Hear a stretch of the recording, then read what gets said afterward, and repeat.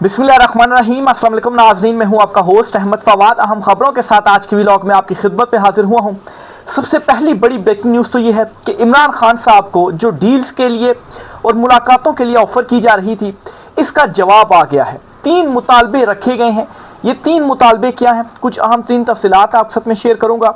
दूसरी इंपॉर्टेंट खबर ये है कि field marshal army chief Asim Munir साहब जो हैं, उनके लिए परेशानी मज़ीद बढ़ गई है। क्या परेशानी मजीद बढ़ गई है, इस पर भी कुछ आम दिन तफसीलात आपके साथ शेयर करूंगा। तीसरी इंपॉर्टेंट खबर यह है कि बिल आखिर वही हुआ जिसका डर था।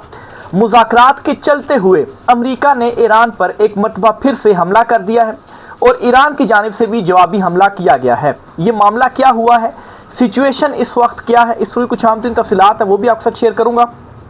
और आखिर में आपको बताऊँगा कि इस नाअहल और निकम्मी हुकूमत ने पेट्रोल की प्राइसेस में कमी नहीं की। हालांकि आलमी मंडी में इस वक्त पेट्रोल बहुत नीचे है और इस वक्त आलमी मंडी की प्राइसेस को अगर कंपेयर किया जाए तो पेट्रोल की कीमतें पाकिस्तान में 250 से भी कम होनी चाहिए थी। जो जंग से पहले वाली सिचुएशन थी ना, उससे भी कम प्राइसेस हैं, लेकिन ऐसा हुकूमत ने नहीं किया। इसके पीछे क्या वजह है जी, इस पर कुछ तफसीलात हैं, वो भी आज की व्लॉग में आपके साथ शेयर करूँगा। सबसे पहली बड़ी ब्रेकिंग न्यूज़ की जानिब आगे बढ़ते हैं और ख़बर आपके साथ ये शेयर करते हैं कि बिल आखिर वही हुआ जिस बात का डर था। अमेरिका ने ईरान के ऊपर हमला कर दिया है। हुआ क्या है, अमेरिका ने ये क्लेम किया है कि जो मुआहदा या जो इनिशियल एक हमारे दरमियान मुज़ाकरात हुए थे, इसकी खिलाफ वर्जी ईरान की जानिब से की गई और अमेरिका ये क्लेम कर रहा है कि इसने हमारे जहाज़ों के ऊपर जो हमला है ना, वो किया, इस वजह से हमने ईरान के ऊपर ये अटैक किया है। ईरान का ये कहना है कि अमेरिका जो अबनाए हरमूज़ है और स्टेट ऑफ गल्फ है और जो ओमान है, यहाँ से एक नया रास्ता बनाने की कोशिश कर रहा था ताकि उसको अबनाए हरमूज़ की ज़रूरत ही ना रहे। तो ये खिलाफ वर्जी अमेरिका ने की। हमने पहले वार्निंग्स दी और फिर उसके बाद जो हमला है ना, वो किया। तो ये बुनियादी एक तनाज़ा था। इस तनाज़े के बाद अमेरिका की जानिब से जो हमला है ना, वो किया गया है ईरान पर। अब ये ईरान का सिरिक या सैरिक, इस तरह से प्रोनाउंसिएशन है, इस पर हमला किया गया अमेरिका की जानिब से और ये इलाका ईरान के लिए काफ़ी अहम इलाका है। सेनेट कॉम ने इसकी बाकायदा तौर पर तस्दीक भी की है और इसकी जो फुटेज है ना, वो भी जारी की है कि ये देखें, हमने जो फ़िज़ाई हमले हैं ना, वो किए हैं ईरान पर। सेनेट कॉम के मुताबिक अमरीकी फ़ौजी कार्रवाई अबनाए हरमूज़ में एक तिजारती जहाज़ पर ईरान की जानिब से किए गए मुबैना ड्रोन हमले के रद्द-ए-अमल में की गई है। सेनेट कॉम के मुताबिक अमरीकी तैयारों ने ईरान के मिसाइल और ड्रोन ज़ख़ीरा करने के मराकिज़ और साहली रेडार तनसीबात को निशाना बनाया, जिसके बाद ईरान ने 25 जून को जो है वो MV एवर लवली नामी तिजारती जहाज़ पर एक तरफा हमला आवर ड्रोन से हमला किया। सिंगापुर का परचम बरदार ये माल बरदार जहाज़ हमले के वक्त ओमान के साहिल के करीब अबनाए हरमूज़ से गुजर रहा था। तो वही बात जो मैंने आपको बताई जी कि ईरान ने ये इसलिए किया था कि खिलाफ वर्जी अमेरिका की जानिब से की रही थी। ये ईरान ने कहा कि ये अलहदा से रास्ता बनाने की कोशिश कर रहे थे। फिर जी बयान में कहा गया कि ईरानी अफवाज की जानिब से तिजारती जहाज़ रानी को बिला जवाब निशाना बनाना जंग बंदी की वाज़े खिलाफ वर्जी है। सेनेट कॉम ने कहा है कि ईरान के इस तर्ज अमल ने बैनुल-अक़वामी तिजारत की इस अहम गुजरगाह में जहाज़ रानी की आज़ादी को भी नुकसान पहुँचाया, जहाँ से आलमी तिजारती सरगर्मियों का बड़ा हिस्सा गुजरता है। जारी बयान में सेनेट कॉम ने कहा कि हमारी अफवाज अबनाए हरमूज़ से गुजरने वाले तिजारती जहाज़ों को महफूज राहदारी फराहम करने के लिए राब्ते और मुआवनत का सिलसिला जारी रखे हुए है। बयान के मुताबिक अमरीकी फ़ौज खित्ते में मौजूद है और मुसलसल सूरत हाल पर नज़र रखे हुए है ताकि ईरान के साथ तय पाने वाले मुआहदे पर मुकम्मल अमल दरामद यकीनी बनाया जा सके और इसकी तमाम शराइत पूरी तरह नाफिजुल अमल रहें। तो ये अमेरिका का मौक़िफ़ है। आगे चल के मैं आपको ईरान का भी मौक़िफ़ बताता हूँ कि ईरान के इस सारे मामले में क्या है। उससे पहले आपको बताऊँ कि JD वैंस जो कि अमेरिका के नायब सदर हैं, उन्होंने भी इस पर रद्द-ए-अमल दिया और वो ये कहते हैं कि तशद्दुद का जवाब तशद्दुद से दिया जाएगा। JD वैंस ने कहा कि अगर ईरान को इस बात पर कोई इख्तलाफ है कि मुफाहमत की यादाश्त MOU पर किस तरह अमल दरामद किया जा रहा है, तो वो फ़ोन उठाकर बात कर सकते हैं। अच्छा, इनको ना एक ज़हनी तौर पर खलफलिश अमेरिकन को ये भी है कि ईरान जो है वो हमसे हाथ नहीं मिलाता, हमसे बरह रास्त बात नहीं करता, ये हमसे बात तो करे। ये सालसों के ज़रिए पैगाम रसानियाँ हो रही हैं और ये MOU जो है वो इनिशियल हमारे दरमियान तय पाया है। इससे पहले कार्गो जहाज़ पर ड्रोन हमले के जवाब में अमेरिका का ईरान पर फ़िज़ाई हमला किया था। सेंट्रल कमांड के मुताबिक अबनाए हरमूज़ में ईरान की जानिब से एक तिजारती जहाज़ पर हमले के जवाब में कार्रवाई की गई है। तो बहरहाल ये रद्द-ए-अमल आ गया है अमेरिका की जानिब से। अब मैं आता हूँ जी कि ईरान का इस सारे मामले के ऊपर क्या रद्द-ए-अमल है और फिर पाकिस्तान जो कि इसमें सालिस है, और सालिस बतौर सालिस ये रिस्पॉन्सिबिलिटी भी होती है कि आप फिर ये देखें कि दोनों फरीक जो है वो मुआहदे के ऊपर अमल कर रहे हैं, MOU के ऊपर अमल कर रहे हैं, कोई खिलाफ वर्जी इसकी ना हो। पाकिस्तान और कतर इसमें जो है वो सालिस है। बहरहाल ईरान ने यह कहा है कि अमरीकी फ़ौज के मुतअद्दिद ठिकानों को निशाना बनाया है, ये ईरान ने दावा किया है। ईरान का ये कहना है कि चूँकि अमेरिका ने खिलाफ वर्जी की और हमला किया, इसके नतीजे में हमने भी अमेरिका के मुतअद्दिद जो ठिकाने हैं खित्ते में जो मौजूद है, इनको हमने निशाना बनाया है। ईरान ने खबरदार किया कि अमेरिका के किसी भी अगले हमले का अब और ज़्यादा सख्त और वसी जवाब दिया जाएगा। ईरान का कहना है कि अमेरिकी अफवाज ने जजीरा सर्क पर हमला किया, जिसे ईरान ने पसपा कर दिया। तो ईरान ने तस्दीक कर दी है कि हमला किया गया जजीरे पर, लेकिन हमने उसे पसपा कर दिया। ईरान ने कहा कि अमरीकी हमले का जवाब फौरी और फैसला कुन होगा।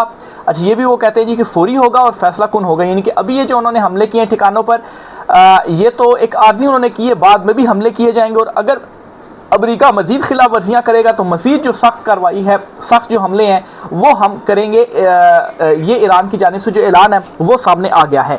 अब नाज़रीन, तशवीशनाक या सूरत हाल या परेशान कुन सूरत हाल इसलिए है कि बड़ी मुश्किलों से ये MOU एक कुछ तय पाया है, मुज़ाकरात हो रहे हैं, और ऐन मुज़ाकरात जब चल रहे थे उस दौरान ये दोबारा से जो हमले हैं ना दोनों तरफ से, या जो झड़पें हैं ना दोनों तरफ से, वो शुरू हो गए हैं। तो एक थोड़ा सा रिलीफ मिला था दुनिया को, अब नए हरमूज़ का रास्ता खुला था, तेल की जो कीमतें थी वो कम तरीन सतह पर आई थी, लेकिन क्या हुआ है कि एक मरतबा फिर से ये शुरू हो गया है। अब अगर ऐसा कंटिन्यू रहता है, अभी तक ईरान ने ये ऐलान नहीं किया कि वो अब नए हरमूज़ को बंद करेंगे, तो फ़िलहाल तो इस हद तक खबर अच्छी है कि अब नया हरमूज़ खुला हुआ है और जो जहाज़ हैं वो गुजर रहे हैं, तो तेल की कीमतों में फ़र्क नहीं पड़ेगा। लेकिन यह सिलसिला अगर तवील होता है, मज़ीद इस तरह की झड़पें या हमले होते हैं, तो फिर उसके बाद अब नया हरमूज़ अगर बंद होता है तो तेल की कीमतें एक मरतबा फिर से जो है वो पूरी दुनिया में आसमां को छूने लग पड़ेंगी। अब इस हाक डार ने, ज़ाहिर बात है पाकिस्तान इसमें सालिस है, उन्होंने रब्ता किया है ईरानी वज़ीर ख़ारजा से और खित्ते में अमन के फ़रोग़ के लिए ताउन का इरादा किया है। दोनों ने इसमें किया। अब ज़ाहिर सी बात है इस लाइन से ही प्रेस रिलीज़ जो जारी की जाती है उसमें तो ज़ाहिर सी बात है कोई क्लियर तो उससे नहीं कहा जाता ना, एक अपने मुताबिक वो चीज़ें जारी की जाती हैं, लेकिन इस लाइन से का मतलब ये है जो मैं समझाऊँ जी कि इसी मामले के ऊपर कॉल की गई है कि ऐसा ना करें, अमन को बरकरार रहने दें, दोनों तरफ से जो हमले हैं वो नहीं होने चाहिए। अब नाज़रीन, अमेरिका और ईरान ये जो MOU है इस पर ख़ुद JD वैंस ने भी इकरार किया है कि सबसे इम्पोर्टेंट जो रोल था वो पाकिस्तान के आर्मी चीफ और फील्ड मार्शल आसिम मुनीर साहब जो हैं उनका था, और इवन के कुछ पाकिस्तानी जो सहाफ़ी हैं उन्होंने यहाँ तक रिपोर्ट किया कि कई दिन तक जो फील्ड मार्शल हैं मतलब है कि वो जाग कर उन्होंने ये जो मामलात हैं वो तय करवाए। यहाँ तक भी कहा गया जी ये खुद जो इसका ड्राफ्ट था या इसकी जो पेपर्स थे खुद अपने लैपटॉप के ऊपर वो तैयार करते रहे। तो यकीनी तौर पर एक मरतबा फिर से परेशान कुन और मैं समझता हूँ कि हैरान कुन सूरत हाल भी फील्ड मार्शल साहब जो उनके लिए बन गई है। हैरान कुन इसलिए है कि अगर MOU हो गया है और फिर उसके बाद मुज़ाकरात चल रहे हैं तो फिर ये हमला करने की का क्या मतलब वो जवाब था। और परेशान कुन इसलिए है कि अगर ये जारी रहते हैं तो फिर उसके बाद क्या होगा कि जो आपका हवाई हरमूज़ है अगर वो बंद होता है तो फिर से जो ऑयल प्राइसेस हैं पूरी दुनिया एक मरतबा फिर से जो क्राइसिस है उसमें चली जाएगी। तो बहरहाल देखें पाकिस्तान का ये रब्ता हुआ है। दफ्तर खारजा के मुताबिक इसहाक डार ने खित्ते में पायदार अमन और इस्तेहकाम के क़याम के लिए पाकिस्तान के अज़्म का इरादा करते हुए कहा कि इस्लामाबाद अमन के अमल को आगे बढ़ाने के लिए अपना तामीरी किरदार अदा करने के लिए तैयार है। इस मौके पर ईरानी वज़ीर ख़ारजा अब्बास अराग़ची ने अमन की कोशिशों में पाकिस्तान के मुसलसल ताउन पर शुक्रिया अदा किया। उन्होंने ईरानी अमले के अरकान और माहीगीरों के की हिफाजत वापसी में पाकिस्तान की जानिब से फराहम की गई सहूलतों को भी सराहा। दोनों वज़ीर ख़ारजा ने खित्ते में पेशरफ्त और बाहमी दिलचस्पी के अमूर पर करीबी राब्ते में रहने पर भी जो इतफ़ाक़ है वो किया है। तो पाकिस्तान ने जी इस मामले में भी कहा है जी कि हम सालिस भी हैं, इस मामले के ऊपर भी हम साथ हैं, तो अमन के लिए हमारी जो कोशिशें हैं वो हमेशा रहेंगी। दूसरी इंपॉर्टेंट ख़बर ये है कि इमरान खान साहब को जो ये कुछ दिनों से ख़बरें सामने आ रही हैं, हुकूमत के जाने की ख़बरें दी जा रही हैं, इमरान खान साहब से डील की ख़बरें दी जा रही हैं, इमरान खान साहब से राब्ते की खबरें दी जा रही हैं, इमरान खान साहब से मुलाकातों के हवाले से खबरें दी जा रही हैं।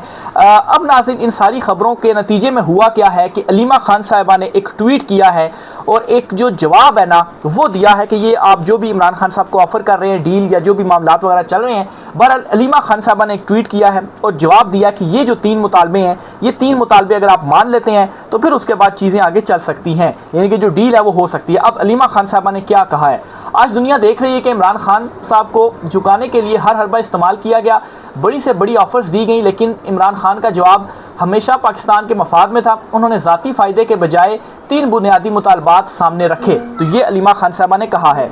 पहला मुतालबा, कैद में मौजूद तमाम सियासी रहनुमाओं और बेगुनाह कारकुनों को फौरी तौर पर रिहा किया जाए। ये मुज़ाकरात शुरू होने के लिए लगता है जी के मुतालबे रखेंगे। दूसरा मुतालबा, मुल्क के मुस्तकबिल का फैसला आवाम को करने दिया जाए और फौरी शफाफ इलेक्शन होंगे। तीसरा असूल, हम इक़्तिदार में आकर किसी से बदला नहीं लेंगे बल्कि मुल्क को आगे लेकर जाएंगे। ये जी इमरान खान साहब ने कहा है। अब नाज़रीन, जो लोग ये कहते हैं कि इमरान खान साहब इक़्तिदार में आकर बदला लेंगे और जो इमरान खान साहब के साथ हुआ वो कार्रवाइयाँ इनके साथ भी होंगी, तो इमरान खान साहब ने भी एक मरतबा, मुझे याद पड़ता है, इस तरह की स्टेटमेंट दी थी कि मैं कोई बदला वगैरह नहीं लूँगा। और दूसरा, अलीमा खान साहबा भी ये बात अब कर रही हैं कि ये हमारा असूल होगा कि इक़्तिदार में आकर हम किसी से बदला नहीं लेंगे बल्कि मुल्क को, कौम को आगे ले जाने के लिए उनके मफाद में जो काम है ना वो हम करेंगे। यानी कि आम माफ़ी का भी यहाँ पर इमरान खान साहब ऐलान कर रहे हैं। तो अगर किसी के उसमें ये है, जैसे ये राना सनाउल्लाह ने भी एक स्टेटमेंट दी थी कि अगर इमरान खान साहब बाहर आते हैं तो फिर हम सारे जेलों में होंगे, तो मेरे ख्याल से उनका जो डर है वो यहाँ पर अलीमा खान साहब और इमरान खान साहब ने निकाल दिया कि हम कोई जो सियासी इंतकाम है वो किसी के साथ नहीं करेंगे। और दूसरे नंबर वाला जो मुतालबा है जी कि फौरी साफ और शफाफ इंतखाबात, साफ़ और शफाफ इंतखाबात का, तो साफ मतलब यही है कि अगर आप यही कह रहे हैं ना जी कि हम कैसे आपको जो इक़्तिदार है वो दे दें, तो इस पर इमरान खान साहब ने कहा कि 2029 नहीं, इंतखाबात फौरी तौर पर करवाए जाएँ। इंतखाबात करवाने का मतलब ये होगा, जो कि इस वक्त मौजूदा मुक़्तदरा और हुकूमत भी समझती है कि मैंडेट इमरान खान साहब को देना और इमरान खान साहब को वज़ीर-ए-आज़म बनवाना या इमरान खान साहब को वज़ीर-ए-आज़म बनना, तो इसका मतलब यही है। अब देखें, इमरान खान साहब को घुमा फिरा कर जो है वो अपग्रेड कर कर जो डील्स हैं वो दी जाती हैं जी कि आप जो है वो हमारे साथ बैठें, हम निज़ाम कोई पहले तय करेंगे फिर उसके तहत इलेक्शन होंगे, लेकिन उसके लिए आपको बैठना पड़ेगा। तो इमरान खान साहब ने कहा है 2029 नहीं, फौरी तौर पर इलेक्शंस करवाएं और आप करवा दें इलेक्शन, साफ़ और शफाफ जो इंतखाबात है ना वो आप करवा दें। ठीक है, बेशक इसी मौजूदा सिस्टम में भी होते हैं लेकिन साफ़ और शफाफ होते हैं। कंपेन की इजाज़त होती है, डब्बे जो है वो नहीं उठाए जाते, फॉर्म 47 तैयार नहीं किए जाते, तो साफ़ और शफाफ इंतखाबात होंगे। तो ये आप करवा लें। अब ज़ाहिर सी बात है इनके लिए मुश्किल है, साफ़ और शफाफ इंतखाबात ही करवाते हैं, तो फॉर्म 47 पे तो अभी ये बैठे हुए, तो इमरान खान साहब का तो इक़्तिदार में आना फिर क्लियर है। इमरान खान साहब को मतलब है, इमरान खान साहब एक मतलब फिर से इनको कह रहे हैं जी कि आएँ, आप आउट हो चुके हैं लेकिन फिर आप दोबारा से मैदान में आ जाए। जिस तरह इमरान खान साहब ने क्रिकेट पे भी एक मरतबा किया था ना कि खिलाड़ी आउट हो गए थे तो वो काफ़ी गुस्सा कर रहे थे कि वो आउट नहीं है लेकिन अंपायर ने आउट दे दिया, तो इमरान खान साहब ने उनको वापस बुलाया था कि आए दोबारा बैटिंग करें, और हुआ क्या कि अगली बॉल के ऊपर वो जो खिलाड़ी था वो फिर से आउट हुआ। तो यही काम इमरान खान साहब ने यहाँ पर इनके लिए ऑप्शन रख दिया कि आप आउट हो चुके हैं लेकिन फिर भी आएँ और आप आकर बैटिंग करें, मैदान में आएँ। और इनको पता है कि जो बॉलर है इमरान खान साहब जो हैं उनसे हम दोबारा आउट हो जाएंगे, और जो अवाम का इस वक्त माहौल अवाम में है, इमरान खान साहब की जो मकबूलियत है किसी सूरत ही नहीं आ सकते। इस मरतबा तो पिछली मरतबा तो फिर कहा जा रहा था ना 17 नशिस्तें इन्होंने ले ली थी, इस मरतबा 17 नशिस्तें भी लेने के ये काबिल नहीं रहेंगे। तो ये दो मुतालबे और एक असूल जो है वो अलीमा खान साहबा की जानिब से सामने रखा गया है। आखिर में जी आपको बताता चलूँ कि पेट्रोल की जो कीमतें हैं ना वो कम हुई हैं आलमी मार्केट में, गालिबन कोई $70 फ़ी बैरल के करीब आई हैं और प्लस माइनस इसमें है। तो ये जो कीमतें हैं ना जंग से पहले की जो कीमतें थी ना आलमी मंडी में उससे भी कम हैं, लेकिन इस नाअहल हुकूमत ने और इस निज़ाम ने क्या किया कि अवाम को ये रिलीफ़ नहीं दिया। अभी भी 300 के करीब कीमतें हैं पेट्रोल की, और इसी तरह से डीज़ल की कीमतें हैं 311 रुपये गालिबन। तो होना ये चाहिए था कि 250 से भी नीचे कीमतें होनी चाहिए थी। अगर आप जंग से पहले जो कीमतें हैं उनको देखा जाए तो तब भी ये बनता था, हालांकि इसमें भी उनको कमी करनी चाहिए थी। लीवी इतनी ज़्यादा जो है वो बढ़ा दी है पेट्रोलियम मसनूआत के ऊपर, और कम होनी चाहिए थी। ये तो 150 तक आराम से आ सकती हैं अगर हुकूमत चाहे तो, लेकिन क्या हुआ कि रिलीफ फराहम नहीं किया गया, और अब ये कहा जा रहा है कि अगले हफ्ते तक ये कीमतें बरकरार रहेंगी। इसका मतलब ये है, बल्कि वो मैं देख रहा था कि कोई 1000 अरब जो है वो इन्होंने अवाम की जेबों से पेट्रोलियम लीवी की मद में निकाल ले। ये कोई IMF से इन्होंने जो एक वो हैं वो किए हुए हैं, IMF को कोई यकीन दहानियाँ करवाई हुई हैं। तो ज़ाहिर सी बात है वो ऐसे ही निकलेगा कि अवाम के ऊपर लीवियाँ लगाई जाएँ, टैक्सेस लगाई जाएँ, और यही तो मौका है। अभी तो मतलब यही समझते हैं यही तो मौका है। अभी हमने कीमतें बढ़ी हुई थी तो अभी कम हुई है आलू मंडी में, लेकिन हम कम नहीं करते, ज़्यादा ही अवाम की जेबों से निकालते हैं, तो वो निकल रहा है। दूसरी तरफ जो अवाम है वो भी बज़ाहिर लग तो नहीं रही है कि उन्होंने मतलब है कुछ करना है, बस ठीक है भरवाई जा रहे हैं जो पेट्रोल है। दूसरी तरफ एक और ख़बर भी आपके साथ शेयर करता चलूँ जी, ये अमेरिका के ईरान हमलों में बर्बादी के बाद अरब ममालिक से अपने अड्डे मुंतकिल करने का फ़ैसला। अच्छा, ये एक बड़ी ख़बर आई है सामने कि अमेरिका, अच्छा एक बात तो है कि अमेरिका को इस जंग में जो शिकस्त हुई है ना वो बड़ी ज़िल्लत आमेज़ शिकस्त हुई है। अच्छा, अरब ममालिक से अपने अड्डे मुंतकिल करने का फ़ैसले का क्या मतलब हो सकता है? एक तो अरब ममालिक भी अब इनको अड्डे दे ही नहीं रहे। ज़ाहिर सी बात है, ईरान में शुरू में तो दिए गए लेकिन बाद में उन्होंने भी इनकार कर दिया। कतर पीछे हो गया, वो तो सालिस बन गया। सऊदीया ऐसे ही पीछे रहा। दुबई बड़ा फ्रंट पर था, एक्सट्रीम पोजीशन उसने ली हुई थी यूएई ने, लेकिन फिर उसके बाद वो भी पीछे हट गया। तो अभी फ़ायदा ही नहीं है, तो अड्डे रखने का क्यों इतना जो पैसा है ना वो यहाँ पर ज़ाया किया जाए। यूएई तो भारत के साथ कोई नए मुआहदे कर रहा है, डिफाई टेक्नोलॉजी उससे ख़रीद रहा है। पहले तो अमेरिकन की डिफाई टेक्नोलॉजी थी, तो ज़ाहिर सी बात है वो नाकाम हुई, तो इसलिए यूएई अब भारत की तरफ देख रहा है। लेकिन अगर अमेरिका की जिसकी सबसे एडवांस टेक्नोलॉजी है वो ईरान के सामने नहीं टिक सकी, तो भारत की बिला कैसे टिक सकेगी। बहरहाल फिर उसके बावजूद ये मुआहदे किए जा रहे हैं भारत के साथ, बहरहाल वो उनका अपना मामला जो भी है। तो अब क्या हो रहा है जी कि अपने अड्डे मुंतकिल करने का फ़ैसला कर लिया है। स्टेप वाइज जो अड्डे वगैरह हैं वो मुंतकिल किए जाएंगे और मेरे ख्याल से ये ख़ित्ते के लिए भी इसलिए बेहतर होगा। और ईरान ने ना इस जंग में, आप यकीन करें कि सिर्फ मैदान में नहीं बल्कि सफारती महाज पर भी, और पहली मरतबा हम देख रहे हैं कि बयानिए की जंग में भी ईरान जीता है। अमेरिका हमेशा क्या करता रहा, अगर आप सिर्फ हिस्ट्री देखें, माजी में अगर आप देखें तो अमेरिका ने जितनी भी उसने जंगें लड़ी हैं हमेशा वो अपने हक़ में बयानिया बनाता रहा है। पूरी दुनिया उसके साथ खड़ी होती रही है। जब उसके हक़ में बयानिया एक मरतबा बन गया ना, तो फिर दुनिया जब आपके साथ खड़ी हो गई है तो फिर आप सफारती महाज पर भी उस दूसरे कंट्री को आप तनहा कर देते हैं। लेकिन इस मरतबा हुआ यह है कि अमेरिका खुद तनहा हो गया, क्योंकि ईरान सफारती महाज पर भी बड़ा कामयाब रहा है। उसने खुद को तनहा नहीं होने दिया। यूरोप, नेटो इतिहाद जो कि सबसे बड़ा इतिहाद था, उसने ट्रंप का साथ, अमेरिका का साथ देने से इनकार किया। ट्रंप ने धमकियां तक लगाईं, लेकिन उसके बावजूद वो धमकियों में भी नहीं आए, वो चीन की तरफ देखने लग पड़े।